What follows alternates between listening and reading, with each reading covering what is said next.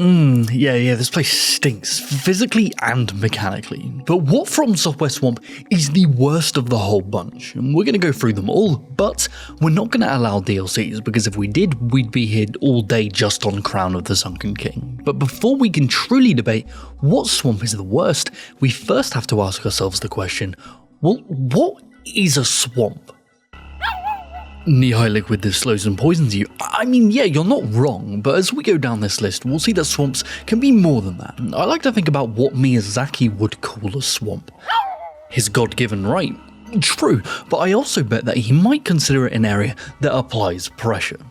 The entire ethos of Souls games is that you have resources that dwindle as you explore. Estus flats are in essence a counter for how many mistakes you can make between bonfires. Swamps are just this philosophy boiled down to a viscous sludge, constantly applying pressure to the player, designed to consistently drain their resources regardless of their skill level, and make the chances of them making future mistakes even greater. Yes, poison and knee-high piss are examples of this, but it's more than that, and the best example of this is Blighttown. So I already made an entire episode on Blighttown, so I won't go too hard into breaking this area down, but to give you a little refresher, Ludo, thematically, you don't really get to the conventional swampiness until the section at its base, where its blow-dart enemies and mosquitoes apply pressure on your descent to that. They attack from all directions as you navigate this stick prison of pain, attempting to find a way down. These enemies don't respawn, so you can alleviate some of this pressure by overcoming its challenges, making subsequent journeys into its depths slightly easier. And once you get to the bottom, the sparse bonfire placement leads to this climactic scramble through the muck to find respite, and once you've found it, you're basically done with the whole ordeal. There's no repetition, no fumbling around looking for bloody chimneys. Yeah, we're skipping the gun a little bit there. Do I like Blighttown? No. But do I think it does a great job of applying that pressure I think the devs were after? Well, 100%. You're not meant to like these areas, that's the whole point. And speaking of not liking something, let's move on to Dark Souls 2. Alright, yeah, that's not fair. I actually really like Dark Souls 2, but we're not here to talk about the quality of it as a whole, but the quality of its holes.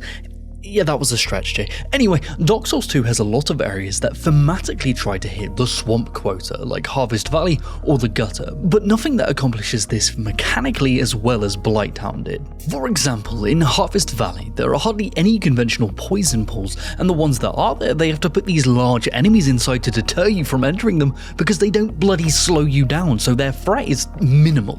A lot of these areas become more about avoiding than fighting against it. The same for the urns dotted around that are full of poison. Smashing pots is a staple of this series, and this area is like, no, stop that, you cretin. None of this feels like pressure, but more like a subversion of past conditioning. I'd argue that the Shrine of Amana is mechanically more a swamp than anything else in the game. It encourages timid exploration through its watery traps, and constant pressure is applied via its mage bastards. It might be a slightly cleaner swamp than most, but it gets the job done. It's like the devs in Dark Souls 2 didn't fully understand what mechanically and thematically a swamp should be in combination. I wonder why that is. Yeah, I know it was developed by Team 2, that's what I was implying. Anyway, do you know what gets swamps? Bloodborne, albeit in a slightly subtle way.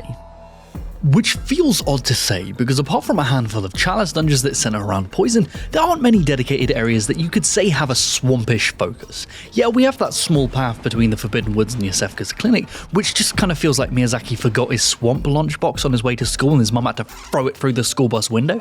The only other swamp-adjacent area we have here is the Nightmare Frontier.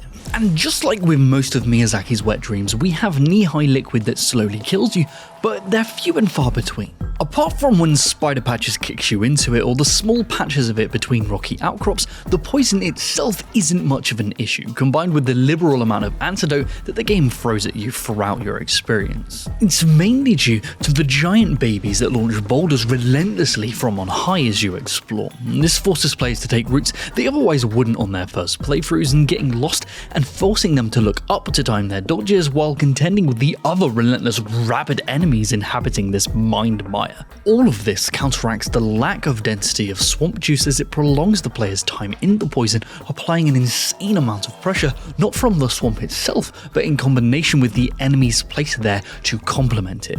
But as a bonus for Bloodborne, the area that really gets it, and hear me out here, is the Nightmare of Mensis, the giant, grotesque brain that looms over its promenade and within its halls, ever screaming and driving you to frenzy, is the ultimate form of pressure, forcing the same kind of strategic exploration that will result in death if you're careless. And frenzy, when you think about it, is just a more dangerous version of poison that kills you instantly. It's like Swamp Ass Plus. The Nightmare of Mensis, in all aspects, is mechanically a swamp, just an ethereal mind swamp? Swamp is a mindset, not a viscosity check. Why are you looking at me like that? Anyway, we're halfway through the middling fight for the Sunken Crown. Who will win the title for the worst FromSoftware swamp of all time? When I get a bronchiatric flare-up, my usual response is to... Oh, yeah, sorry, wrong ad, guys. I'm just gonna change that over. Yeah, sorry about that. This video is brought to you by GameMaker. If you've ever wanted to get into game development, GameMaker does this really crazy thing where it's free. Just start making and only pay when you want to release your game to the world commercially. It's fast, it's user-friendly, and there's easy-to-follow tutorials, plus a dedicated community to help answer even my questions. How make man jump? GameMaker is a 2D game engine that's helped bring some of yours and my favorite recent experiences to life, like UFO 50, Chicory, Anton Blast, and of course, Yahtzee's own Starstruck Vagabond. Ooh, we talking about GameMaker? I love that program, it's so easy to use. As well as Starstruck Vagabond, I also used it to make all 12 projects in my 12 games in 12 months Dev Diary challenge. And I couldn't believe how much sex I got out of that. None. I got none at all. Which I couldn't believe. So what are you waiting for? Head on over to the GameMaker link in the description and start cracking away today because we want to play your game. Yeah, looking through this list, I'm seeing one of you made Armpit Fart Tycoon, and I've got several questions for you. Yeah, won't happen again. Wait, where were we? Right, so Elden Ring goes a bit far in a lot of areas and has a contender for the worst swamp. No, it's not the Shadowkeep, whose entire outside perimeter is swampish. The Lake of Rot has a running in this race because of how punishing and gargantuan it is, with bait and switch exploration, garbage rewards for that exploration, and a unique type of poison that is exceedingly difficult to deal with, but because it's practically optional, only really worth going through to complete Rani the Witch's questline, I'm kinda cool with that design. Probably the worst swamp in Elden Ring would be, well, Caelid.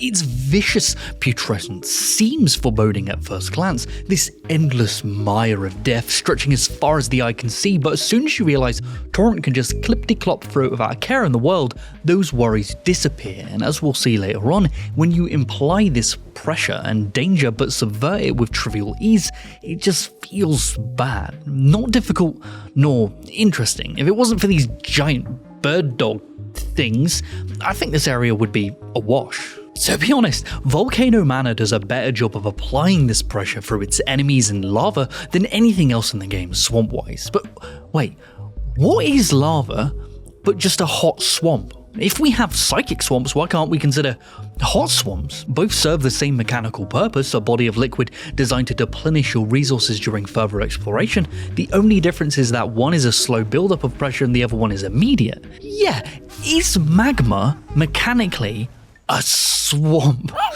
No? Yeah, right, fair. What's next then? Sekiro. Yeah, this might be the first time I've seen a FromSoftware swamp that's just there because the Ashina depths might make sense narratively, just like a lot of our previous examples, but mechanically the use of the grapple hook and reluctance to stay on the ground makes a lot of this area trivial. If it wasn't for Snake Eye Shirahagi, this entire area would be a cakewalk, and that's fine. Not every title needs to have a thematic and mechanical swamp. Sekiro was attempting to do a lot differently mechanically with its combat and traversal, so having a conventional swamp wouldn't really fit here. The biggest crime would be to introduce a conventional swamp with all of the FromSoft trappings and then double down on its worst features and not go far enough in others. Like with our final contender. There's only one left and I'm sure a lot of you saw this coming. Congratulations Dark Souls 3, you're a winner, baby. Now, I want to preface that I think Dark Souls 3 might be my favourite of the trilogy, but in my opinion, it has the most putrid swamp of all. No swamp in FromSoft history forces you to fester in it until Farron Keep.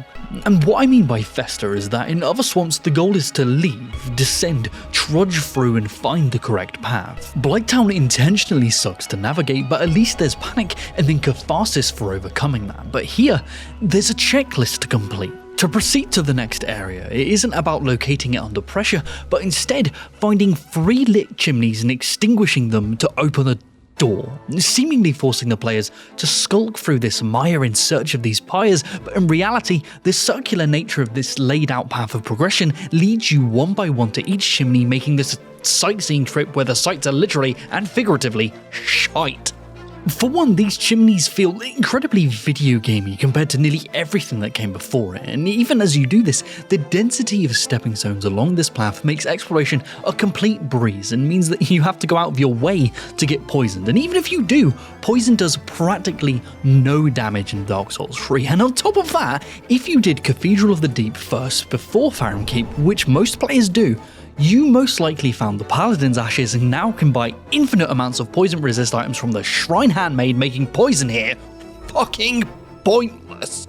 Everything that previous swamps have instilled to apply pressure, Farron Keep avoids like the plague. Poison? Pathetic. Knee-high liquid that slows you? Yeah, but the flow of its level design allows you to avoid it wholesale. Yes, the enemies here can be formidable, but they do nothing in a way to complement the swampish nature of this area, like with the Bloodborne babies or the poison dart throwers from Blighttown. You can find more pressure in droves elsewhere in the game, like in the Catacombs through its level design and density of enemies, but Farron Keep commits the worst crime of all, not being bad, but being boring. What I've learned from all of this, Ludo, is that swamps really are the worst of what these games have to offer, but that's the whole point. They're designed to apply pressure from all sides, and for me, a swamp isn't a place, it's a mindset. It's not green, it can be red or ethereal, right? No, alright, whatever, but what do you think? What do you feel is the worst swamp in FromSoft history, and can magma and your own brain be a swamp? And I've only just realised that I didn't cover Demon Souls. But that's because I had to sell my PlayStation paperweight when I came to America, so I guess tell me all about that swamp down below, because we would love to discuss this with you. Alright, well usually I'd tee up future content here, but instead I'm going to thank all of our wonderful patrons that you can see flying by us right now for helping us actually have the time and money to make all of this content. You guys are literally the lifeblood of this company, and Ludo and I love you to bits. Alright, Ludo, say goodbye, you great lump. Alright, bye guys.